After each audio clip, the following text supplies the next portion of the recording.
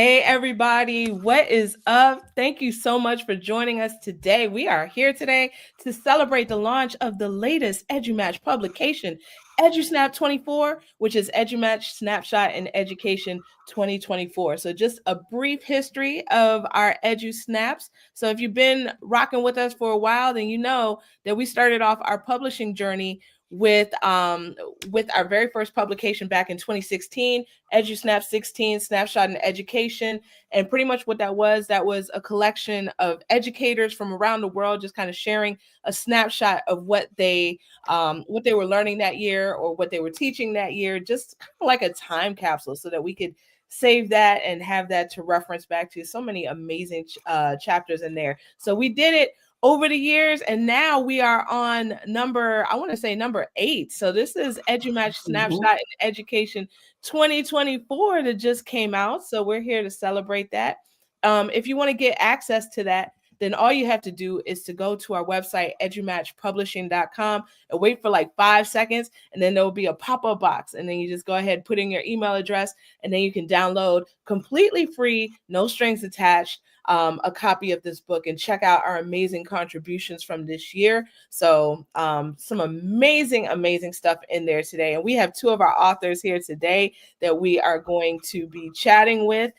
Just wanted to give a quick shout out before we do that to all of our authors, all of our contributors. So we see them all here within our book. So huge shout out to everyone here. But we do have with us two phenomenal contributors. So let me see if I can remember how to unshare this. There we go. All right, here we have Melody McAllister and we have Michelle Nere. So if you all could please just go ahead and introduce yourselves.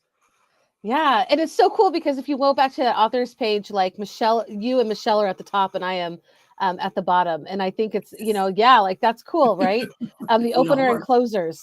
I'm Melody McAllister, and I've been with EduMatch for several years now. I got to write a book with them and be a part of their community building a few years ago. And just this is my favorite group, but I'm an educator. I've been in education. I will say my first since 2020 or since 2004, but honestly, since high school, I have been all over education. I've volunteered, it's education for me has been a part of my life since I was a young person. Since I was a freshman in high school, one of my favorite language arts teacher, Miss Reisinger, she's like, what do you want to be when you grow up? And I just was like, I want to be a teacher. And from that point on, my freshman year, I pursued it everything I could. Whenever we had choice to write over stuff, I wrote over teaching and different things that were coming up in education. I volunteered in college and I took classes in high school that let me go to actual school. So I've just loved it. By college came, when I got to do all my education courses, I was like, oh, this is my life's culmination. It's coming to fruition. And I've always loved everything about education and all the changes that are happening and just being a part of such an amazing group like EduMatch that the educators in our community are ripples all over the place, So when this opportunity came out, I was like, yes, I want to contribute. And, what I love, Sarah, is that the community that we have that you've helped build, like that you literally spearheaded, it's just that we are all over the world. We're global, and you give educators a voice. And a lot of times we don't know where to share our voice. And I just love that you are like, hey, this is where you get to. And this year's even different. But anyway, we'll get into all that. I'm a mom of 5. I live in Alaska. I get to be the executive director of our ASTE, which is the Alaskan Society of Technology and Education. But I'm also still teaching this year, full-time subbing whenever I can. And so that's me in a nutshell. Thank you. Oh, awesome, Melody. Appreciate you and your passion and heart for education. So thank you so much. And we're going to pass it over to Michelle. But before we do so, got to give a huge shout out to Phonisha. We just found out we have a mutual friend in common. So thank you so much for tuning in. So, all right, Michelle, please take it away.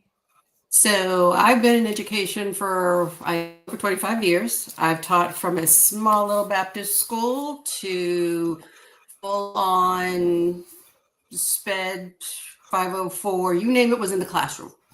And I really soar more, so to speak, in school. Right now, what I'm doing is I'm writing curriculum. And when I'm writing curriculum, I'm also going into the schools and seeing the teachers. And right, we have 9 middle schools and we have 4 high schools, and then we have like 26 elementary schools. And I see these teachers who are coming in and are lost. So that was part of why I wanted to write, was because they don't always know who to turn to. And depending on your school, there may not be anybody to turn to because that person has already left. So it was really just trying to go in there and say, hey, you need to try to get some things organized. Let's try to do this and this and this. Set up your rules. Figure out what your rules are. All those types of things, so that first day of school, you don't run out of there screaming, because we have had that. Make sure that our teachers come in and they stay. We know that our teachers aren't doing as much as far as education as they have in the past, because they don't have to have a full degree in education to be a teacher. So we wanted to give them some of the basics, because they don't get it anywhere else. And even our teachers who go through all the certifications, and they have their masters and they have their doctorate and all that, and you go in and you go, did you miss behavior modification? And they were like, we didn't get that. So it's really trying to make sure that our teachers who are there have something that they can go to and say, hey, let me see, short and sweet, this is what I can do, this is what I can't do.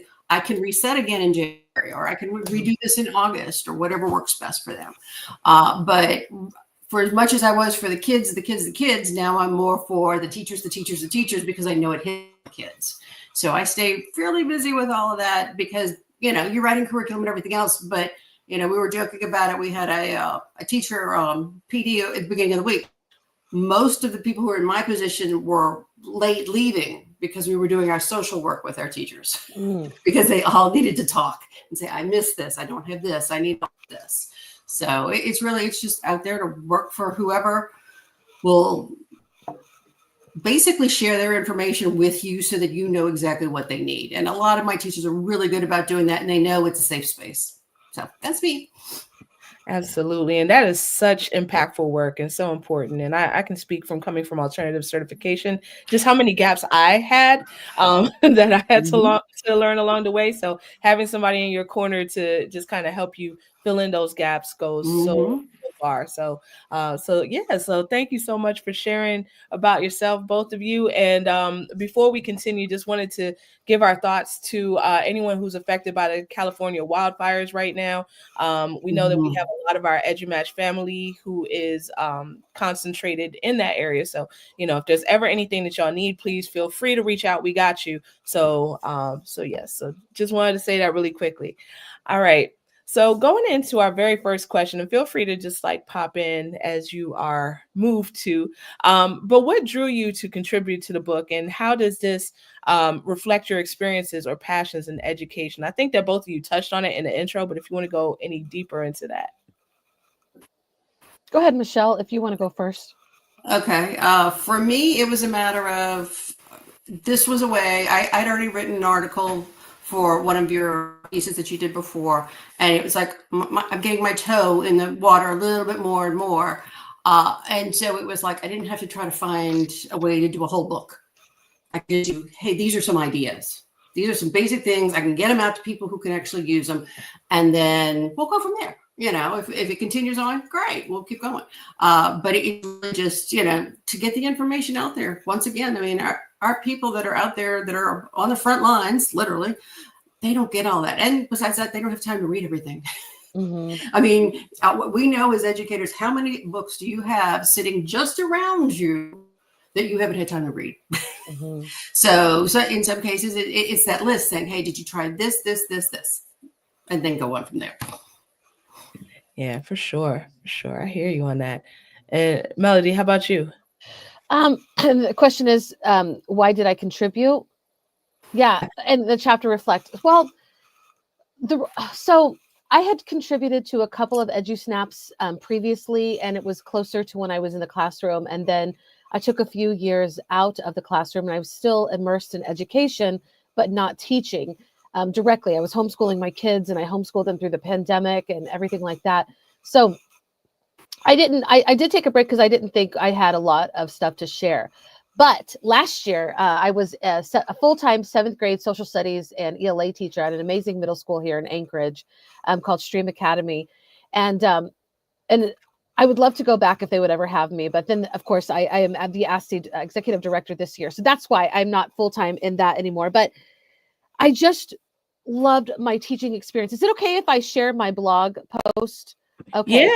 Yes, Okay. absolutely. I wonder if I need to stop sharing on Oh, this side. See I if you can share. okay. Yes, I got it. And so at the Here end we of go. last year, and I do blog, and it's called, he gave me a melody, and it's kind of, I'm always a spiritual person. I'm not necessarily like into one religion anymore, but definitely spirituality exists in my life and I love it.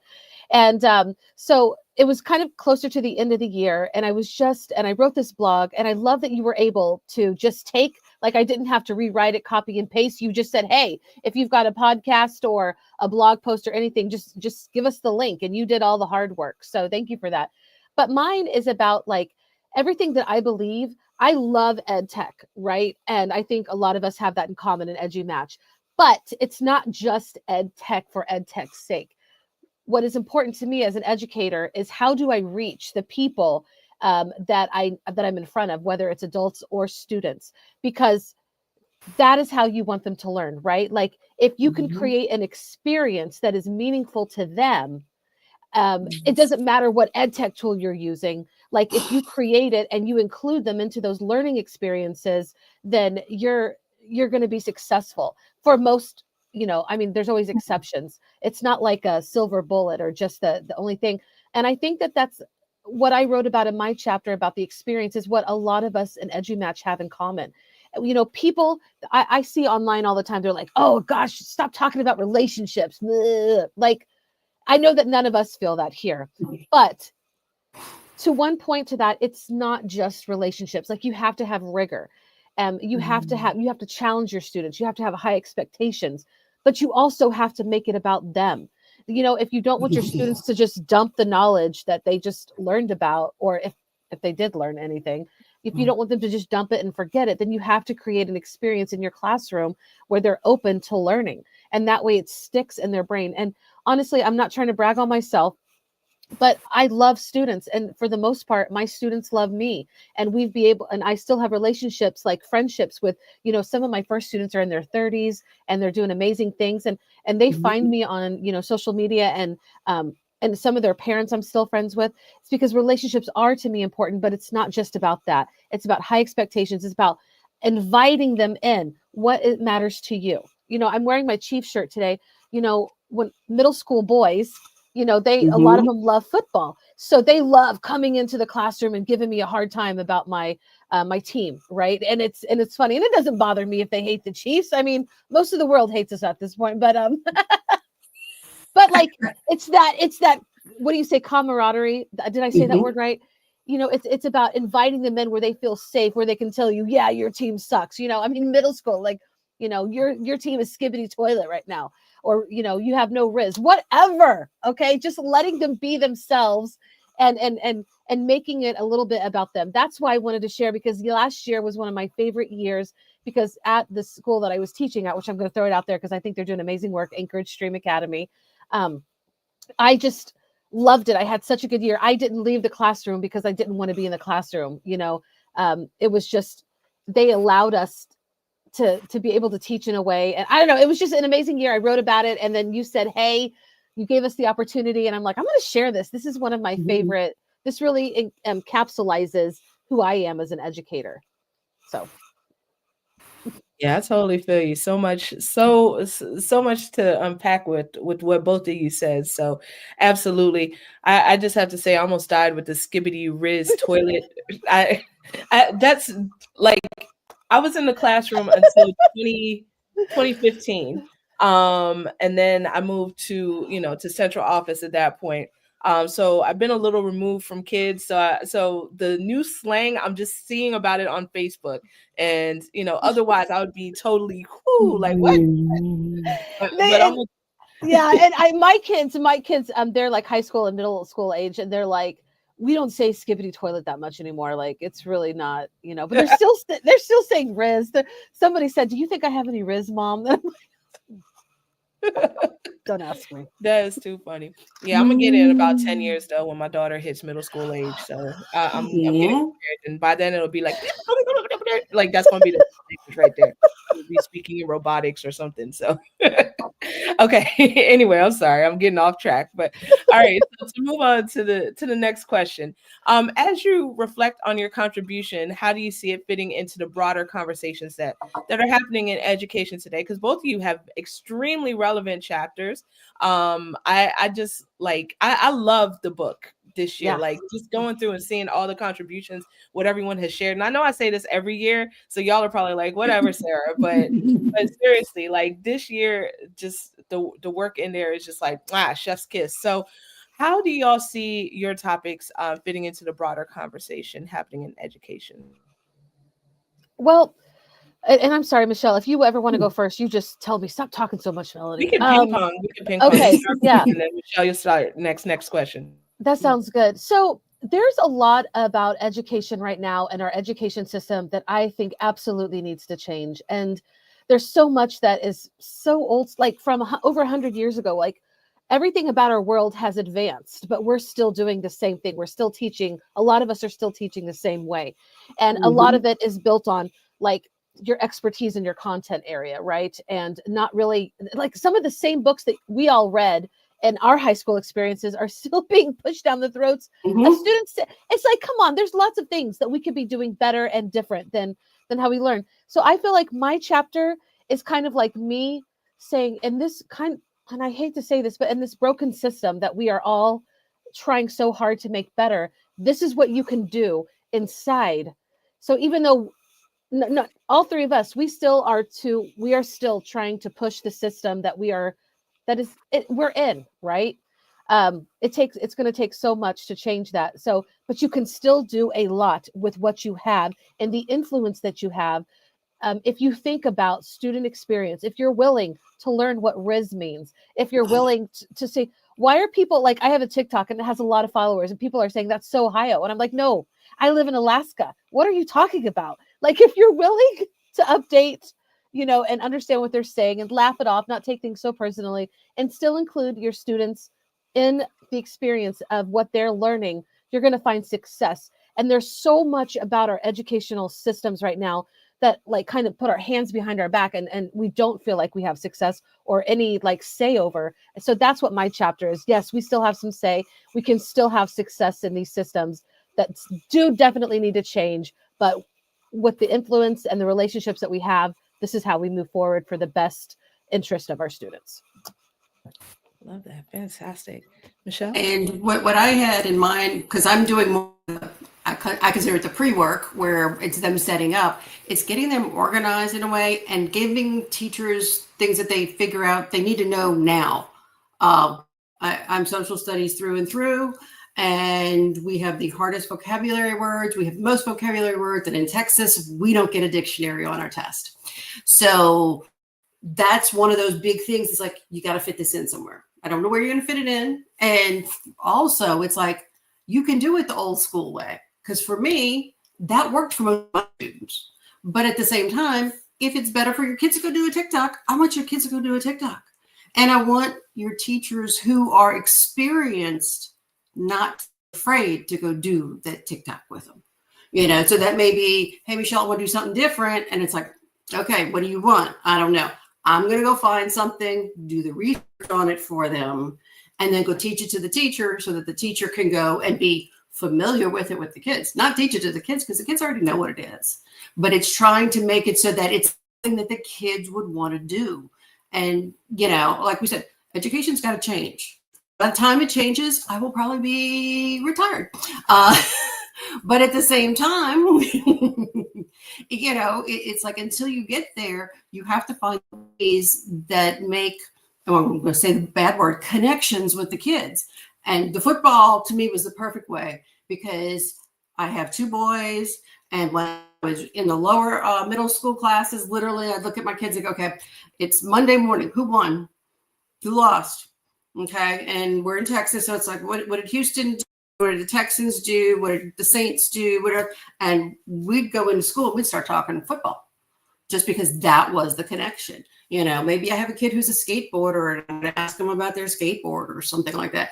But you're making the connections so that we can make these changes, because the changes are going to happen with us or without us. And in many cases, we're not always brought to the table where we need to be. We have others who are making those decisions, political or not, has nothing to do with politics, but we have people who are above us who are making decisions that we really need to be part of, if possible.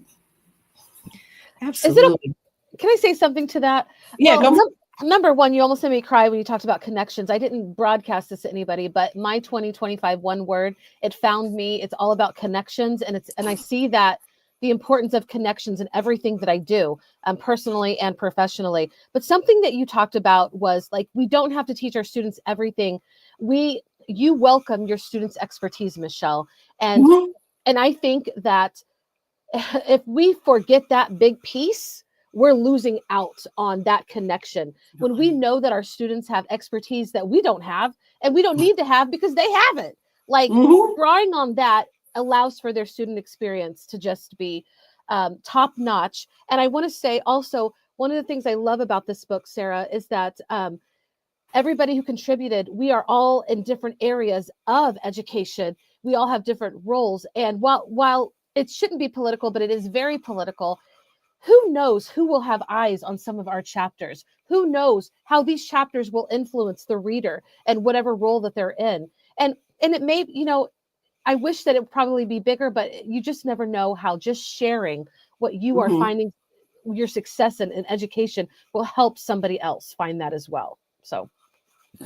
Yes, absolutely love that. And I couldn't have said that better myself. So, so everybody who's watching, please spread the word, like whether you're watching us live or you're watching us later or what have you. This book is free 99, free, FREE. So just go to EduSnap24.com. Let me actually throw that back on the screen. Where is it? Okay, there we go. EduSnap24.com. Wait 5 seconds till you get the pop-up, which is a good thing in this case. And then just put in your email address and you'll get the book for free. And you can also find it if you like a paperback version, and we have that on Amazon at a very low cost. We have it on Kindle at a very low cost as well, the lowest possible cost that they would let us get away with. So definitely check that out. Oh, thank you so much, Phoenicia. Love to see that. So is it okay if I say something, Sarah? Oh yeah, go for it. I think that if you're going to go to the trouble of ordering it off Amazon, like the paperback copy, buy yourself several copies, because if you're anything like me, like I give all of mine away and then I'm like, I have to go back and buy some. So if you want to keep a copy on your own shelf, buy multiple copies, because this is such a good, number one, it's a great gift. Okay.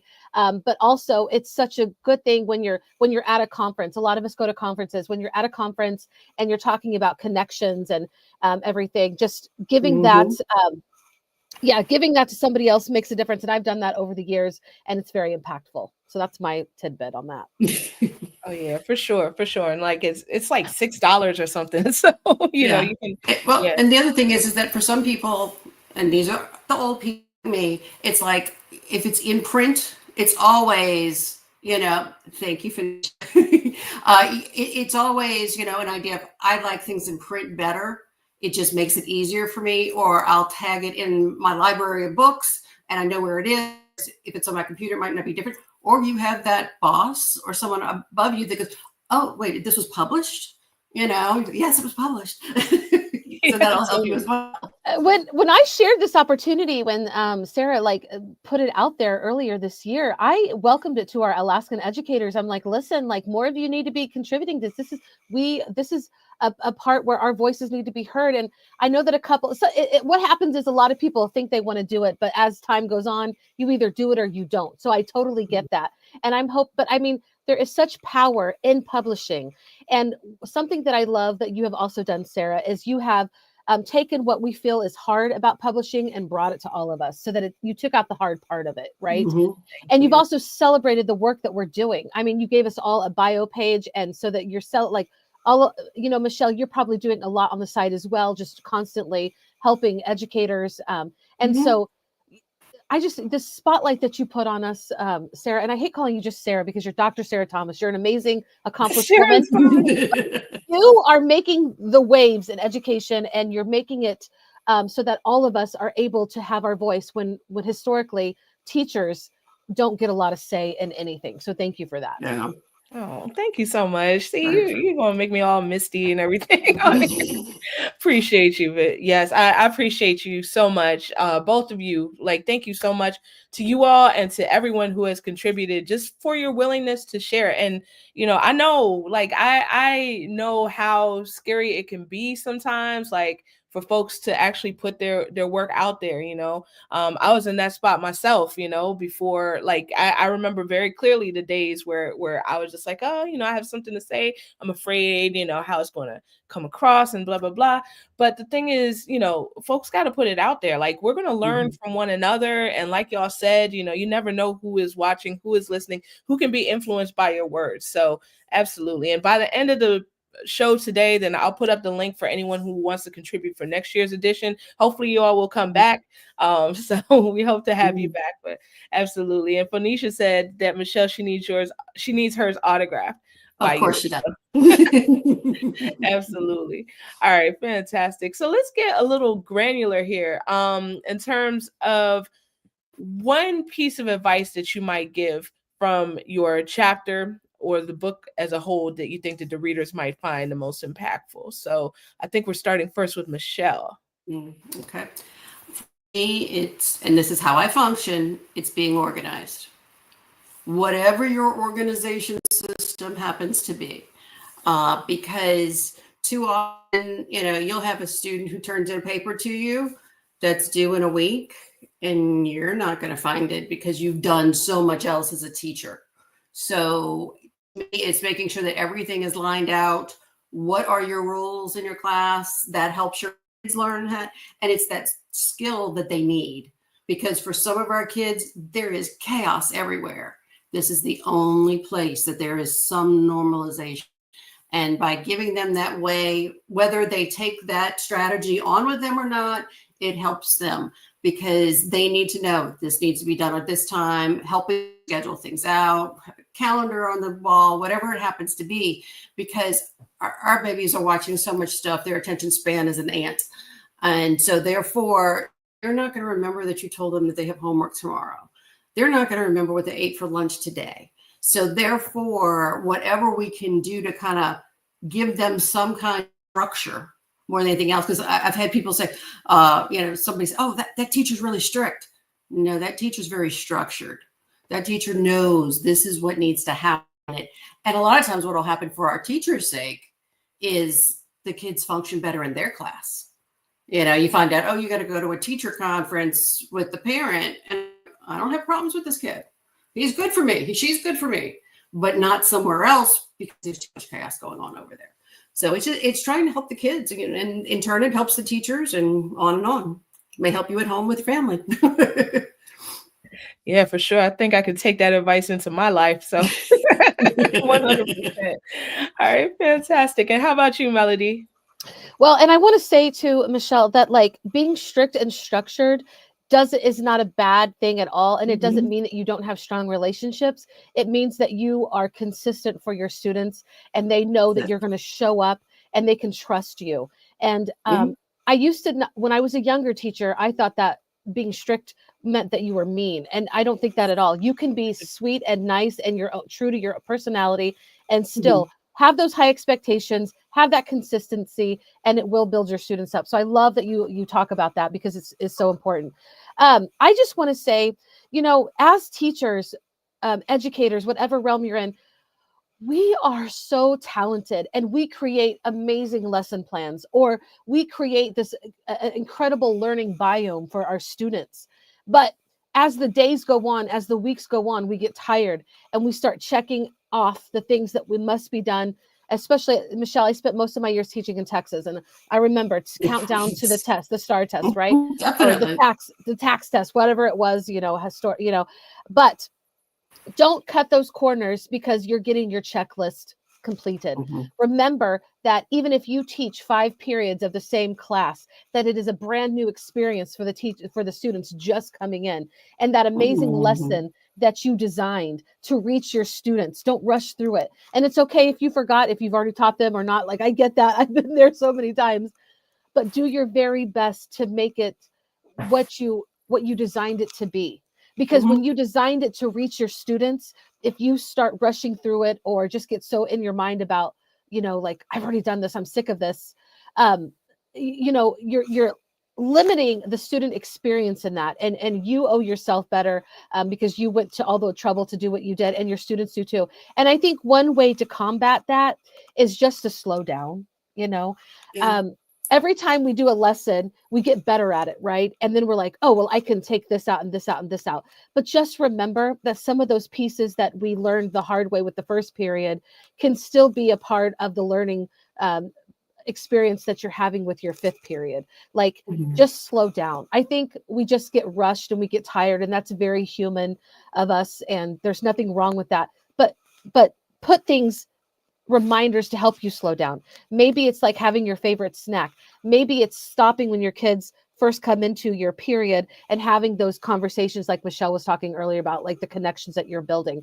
But just put those things in place so that their experience is still your number one priority, even when you're tired, because you designed an incredible, I just want to say this again because I love it, a learning biome for your students. And every single student that comes through those doors deserves to have the incredible experience that you just designed. Yes, indeed. I love that. Experiencing the learning process. So that is fantastic, y'all. So one thing I'm going to throw on the screen really quickly, as promised, for anyone who wants to join us for our EduSnap25. So you don't have to decide today. You have up until, like, let's say August-ish to make that decision. But save this link. This is a link to our Google Classroom. If you want to come in and be on the panel a year from today, you could be up here. So just go ahead and sign up if you're interested, if you're an educator and you have something to share. So we would love to hear from you. All right, y'all. So we kind of touched on this on the previous question. So I hope I'm not being duplicitous. Is that even a word? Duplicative here. But I guess this is more so about the encouragement and the encouragement with other educators. So anything, it could be related to your chapter or not related to your chapter. Anything that you want to share, if you could broadcast like one thing to the whole educational community around the world, what would it be? Yeah, I think that it would just be, so you can read this book from cover to cover if you wanted to, or you could look through the chapters and see which one resonated the most before you dived in. But I think this is a great book to just read by how you want to read it. What if you like reading cover to cover, go for it. If you want to pick out those chapters that you feel are more applicable to what you're doing, start with those.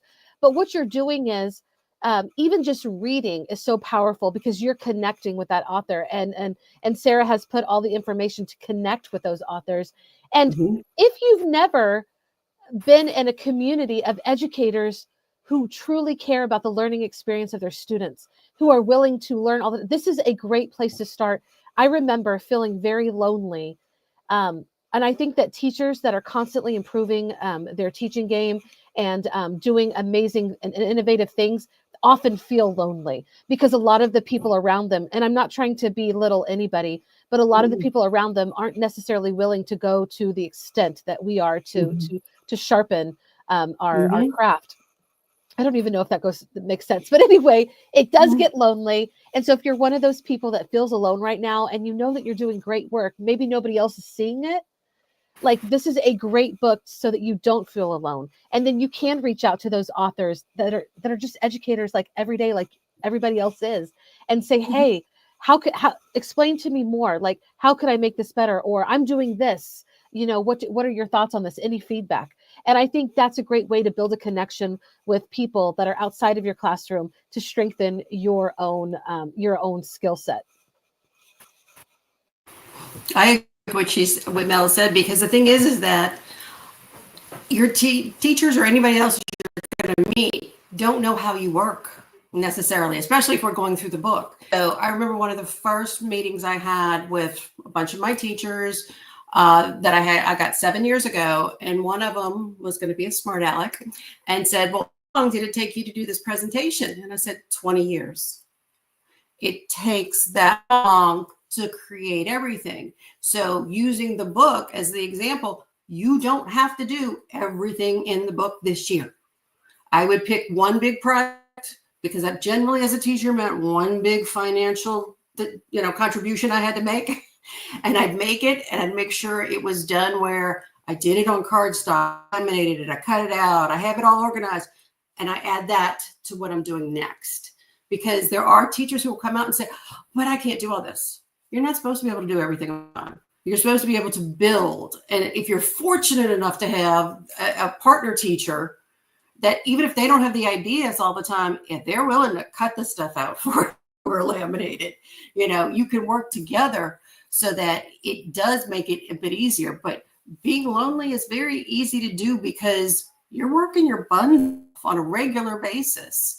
And that's all the stuff that you're doing because you're a good person. And they don't all know that in the office where they're, deciding whatever's going on for tomorrow when there's going to be, a fire drill in the middle of your classroom. So it's just, it's the way it is. That's kind of like, how you're earning your way to heaven is all the extra hours that no one sees. But also depending on what your family life is. I mean, I had a lady who I knew, she says, that's what my husband and I do because they didn't have any children. We cut out little hands for 3-year-olds on Sundays or whatever it was, because that was their time because it had to get done. For sure, for sure. So I love what both of you shared, like, taking the baby steps and putting in like little things little by little, and also connecting. So making those deep connections. That's what EduMatch is all about. How you might have someone on the other side of the world that you just connect with randomly one day and find out that y'all have so much in common. Shout out to my friend in the Philippines, who we've been friends for now maybe like a decade or so. Never met in person, and hopefully we will one day, but we met through the EduMatch Voxer. So huge shout out to Trix, as you're known in the Voxer community. I won't put your full name on blast, but but yes, absolutely. So great conversation, y'all. And this is taking us to our final question. So before we close out, I wanted to really thank y'all for your time. I'll have time to thank y'all at the end. I don't know why I'm thanking y'all now, but I just feel like thanking y'all because y'all are both amazing. So what excites you the most about how readers might use this book in their own educational journeys or contexts?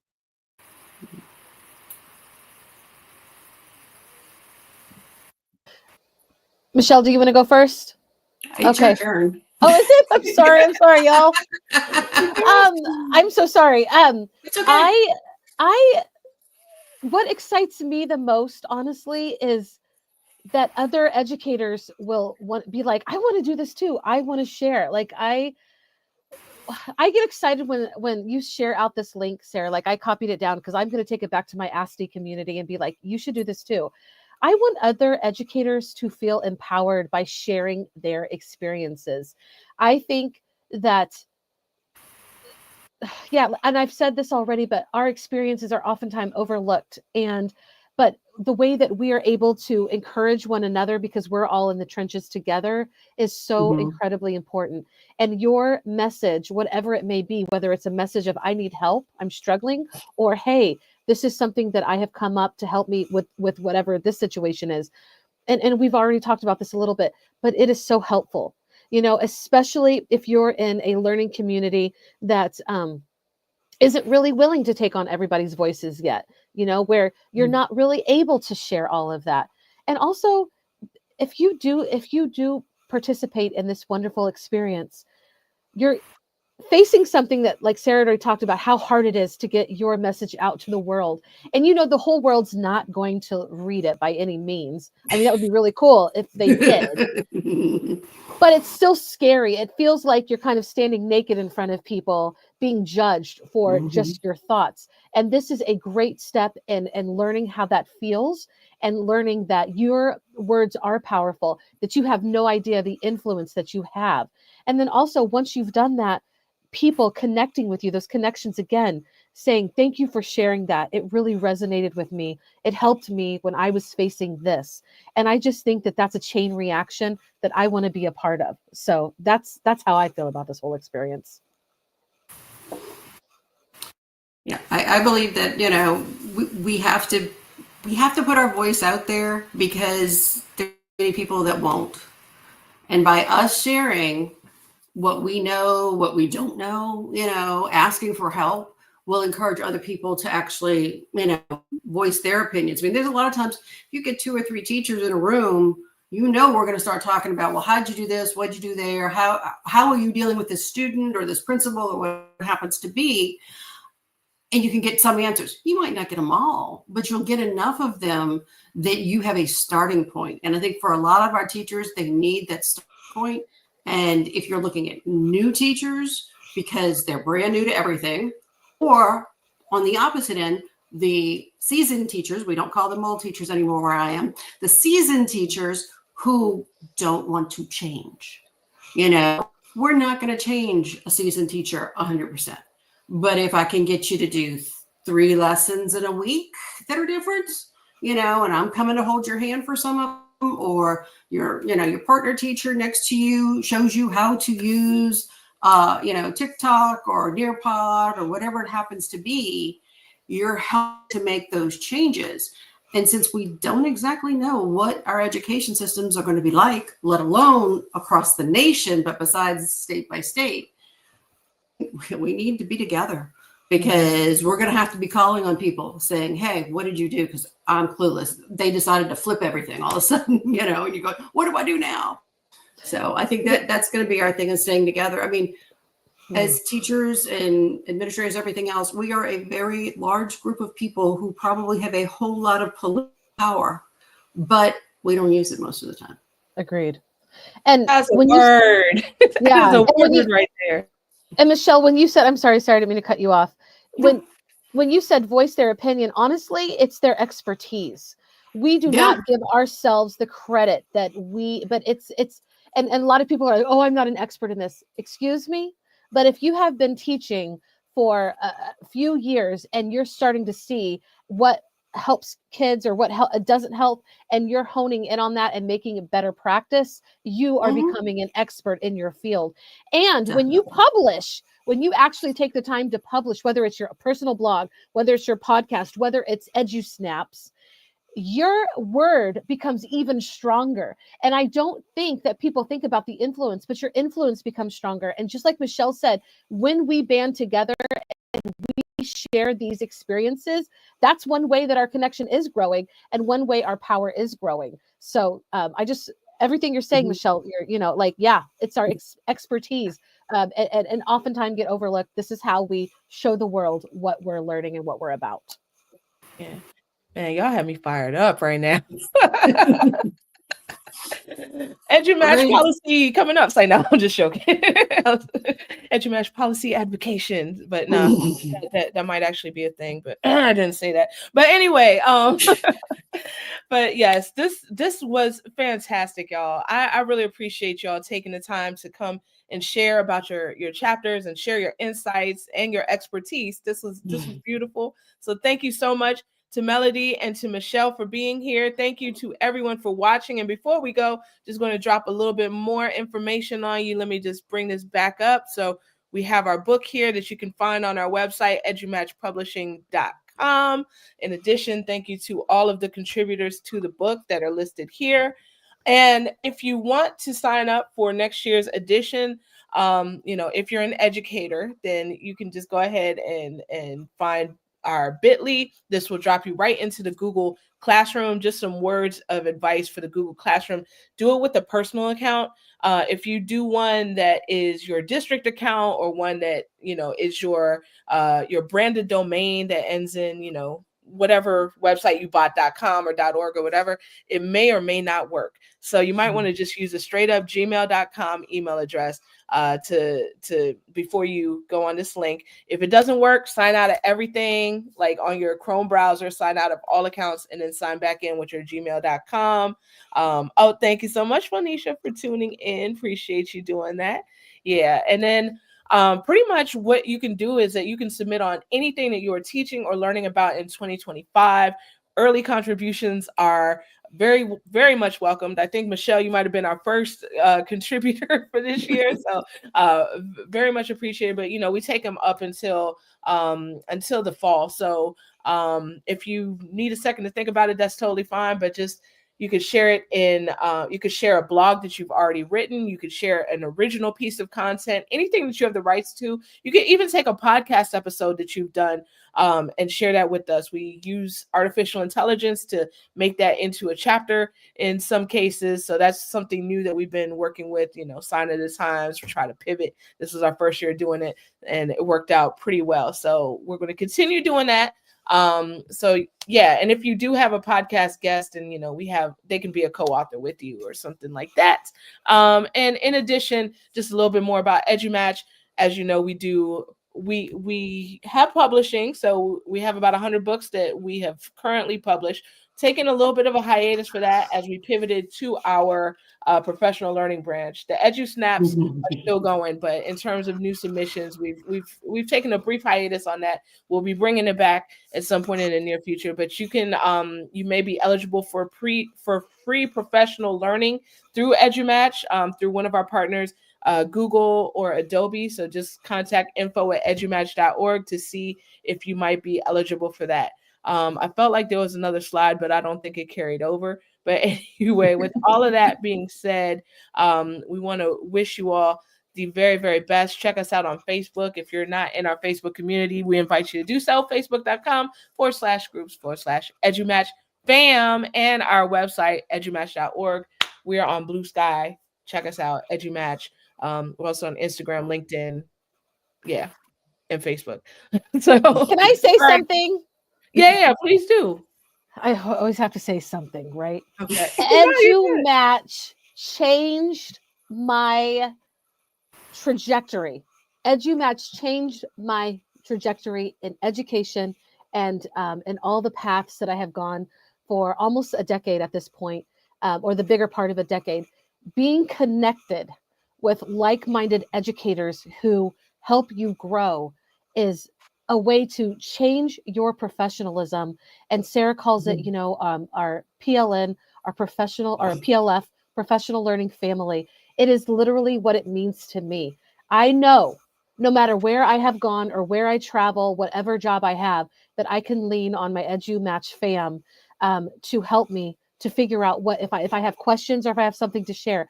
It has seriously, if you're not connected with a group of educators, this is the best place to start, and you will not regret it. It has literally changed my life for the better. So thank you.